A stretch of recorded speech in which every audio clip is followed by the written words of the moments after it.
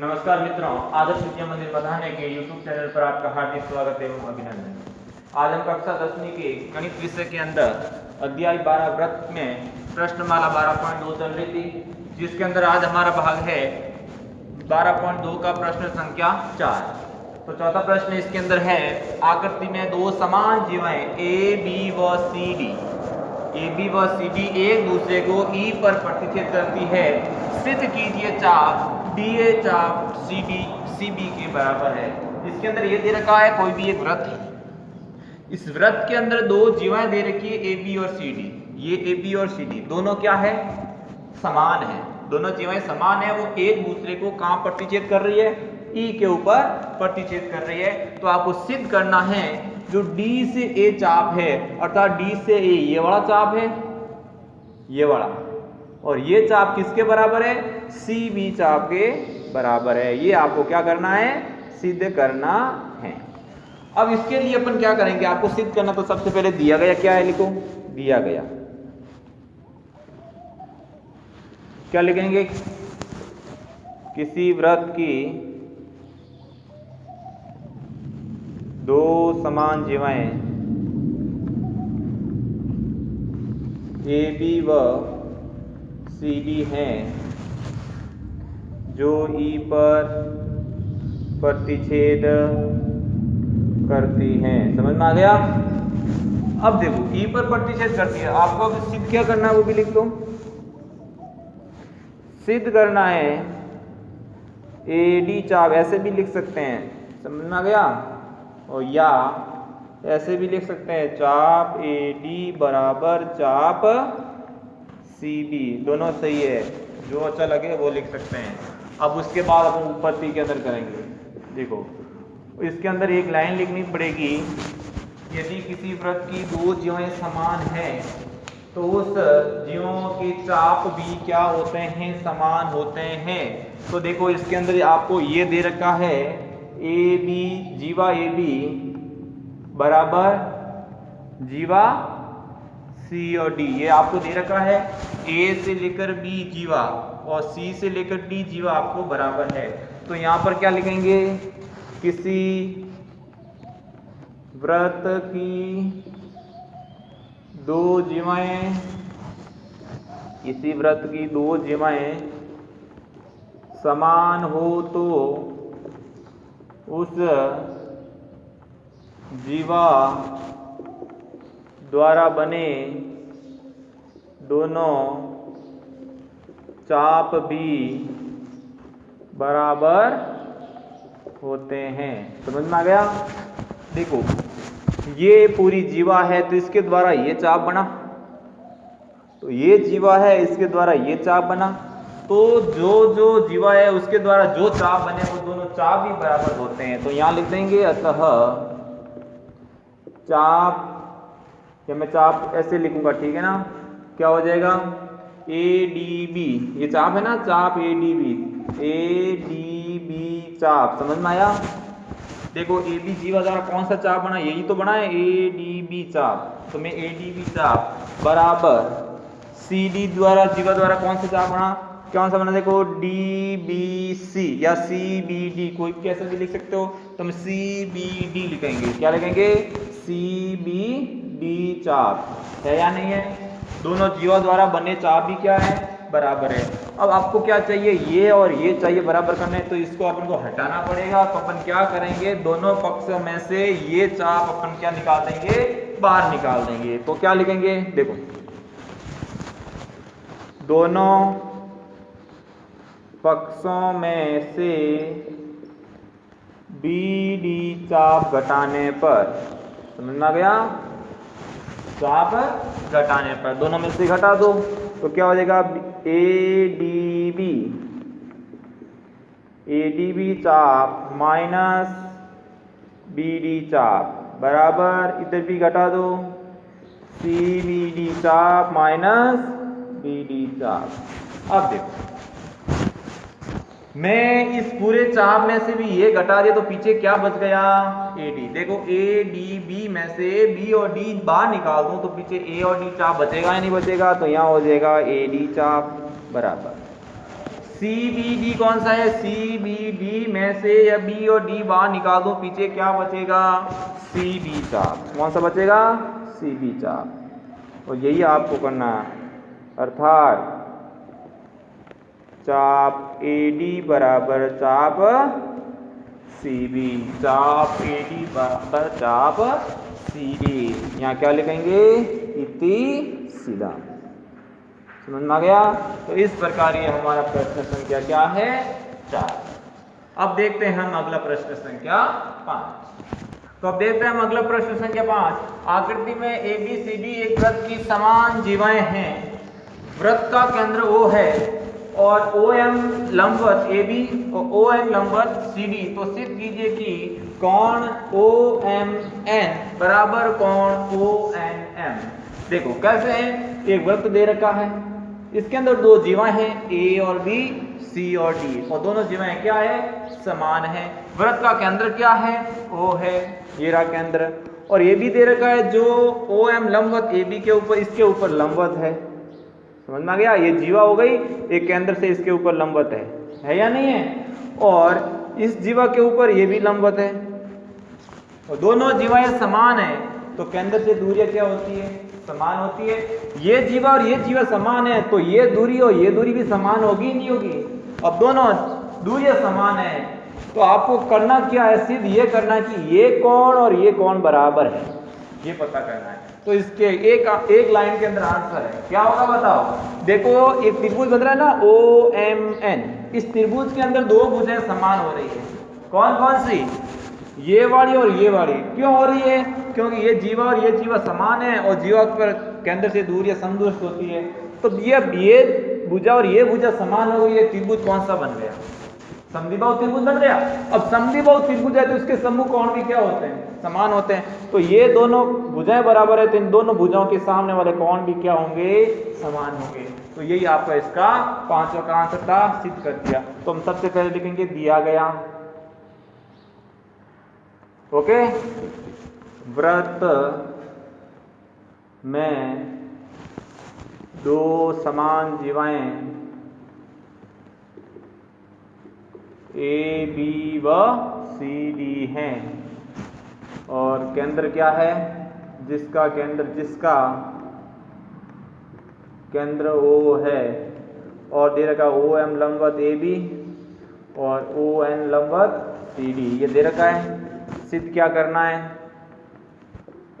सिद्ध करना है कोण OMN बराबर कोण ONM। ओके, ये कोण और ये कोण बराबर करना है। तो लिखेंगे उपपत्ति के अंदर क्या करेंगे? लिखेंगे जीवा AB बराबर जीवा CD। ओके, दो जीवाएं समान हैं, तो लिखेंगे हैं तो केंद्र O से दूरियां समान होगी। समझ में आ गया? तो इससे क्या हो गया? OM बराबर ON।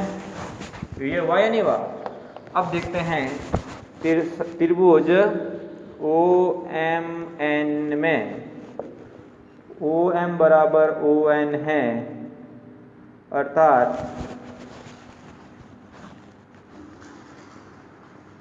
त्रिभुज OMN एक समद्विबाहु त्रिभुज है। समद्विबाहु त्रिभुज है, और ये दो भुजाएं बराबर हो गई, जिसके अंदर इस त्रिभुज में दो भुजाएं बराबर, तो एक समद्विबाहु त्रिभुज हो गया। और समद्विबाहु में समान दो भुजाओं के सम्मुख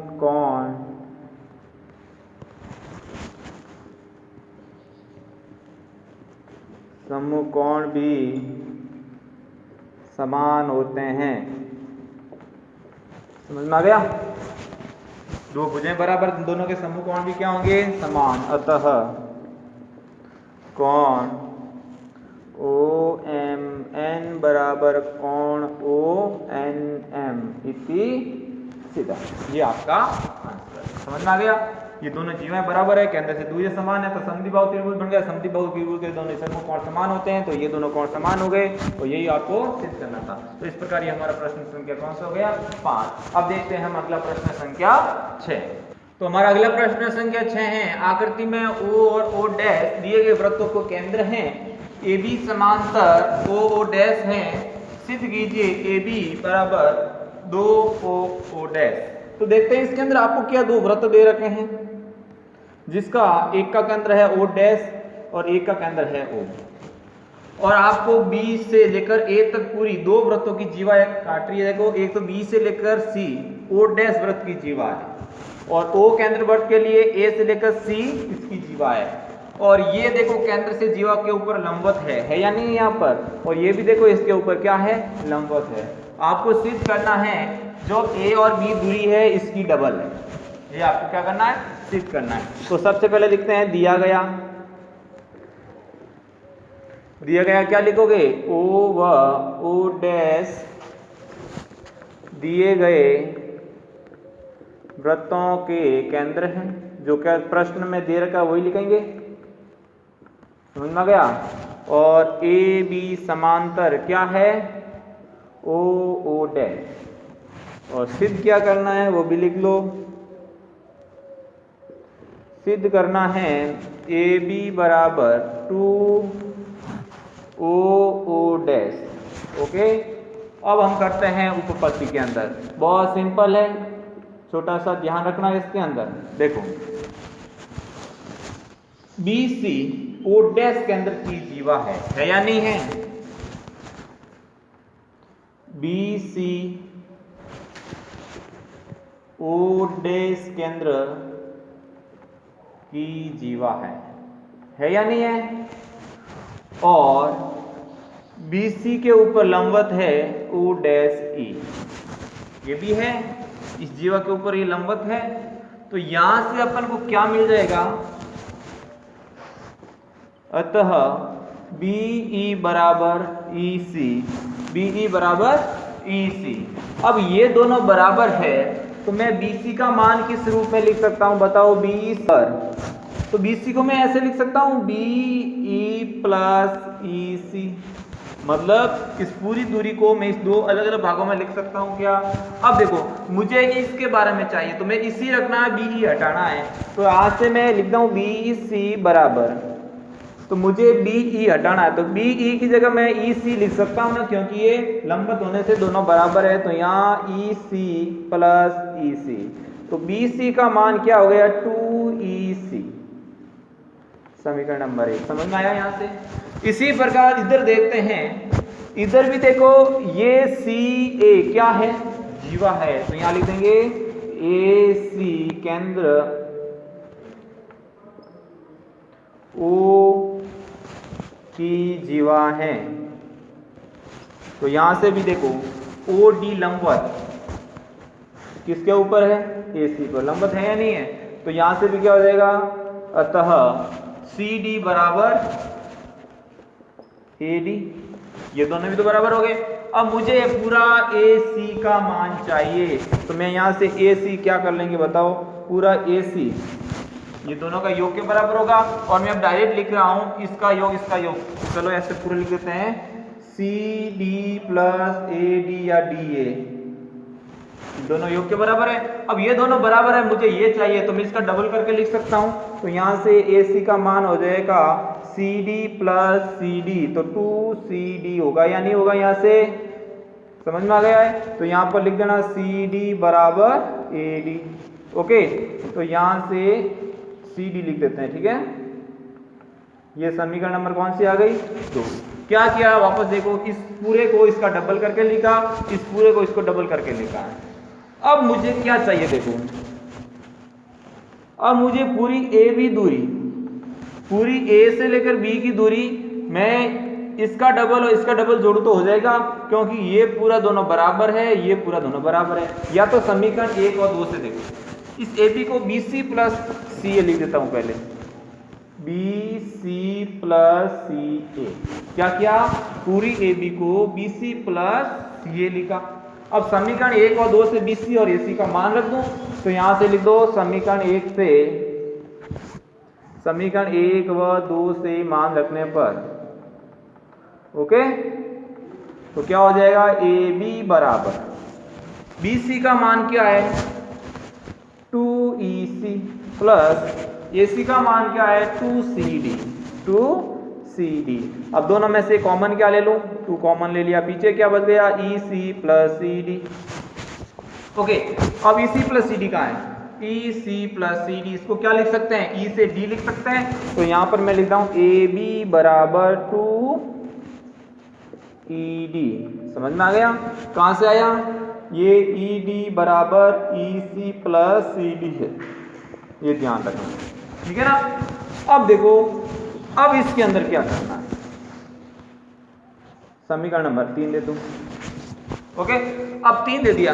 अब देखो ये O dash O E D E एक आयत है नहीं है कि ये भी 90 ये भी 90 और ये भी दोनों 90 से जाते दोनों, तो यहां लिखेंगे O डैश तथा O dash O D E एक आयत हैं, अतः आयत की सम्मुख भुजाएं समान होती हैं। सम्मुख भुजाएं क्या होती है, समान होती हैं, अतः इसकी सम्मुख कौन से, ED बराबर क्या लिख देंगे, अतः ED बराबर O डैश O, ओके। अब लिखेंगे ED का मान समीकरण 3 में रखने पर, ओके, तो ED का मान समीकरण 3 में रखूंगा तो क्या मिल जाएगा मुझे, ये ED का मान समीकरण 3 में रखूँ तो यहां से मिल जाएगा AB बराबर 2 और ED की जगह क्या लिख दूं O डैश O। यही आपको क्या करना था, सीधा। इस प्रकार ये हमारा प्रश्न संख्या कौन सा था, 6। तो ये आप नोटबुक में उतार सकते हैं। तो आज हम इस क्लास को यही समाप्त करते हैं। अगली क्लास के अंदर हम इसके अगले प्रश्न संख्या 7 से इस प्रश्नावली को कंप्लीट करेंगे। आज के लिए धन्यवाद।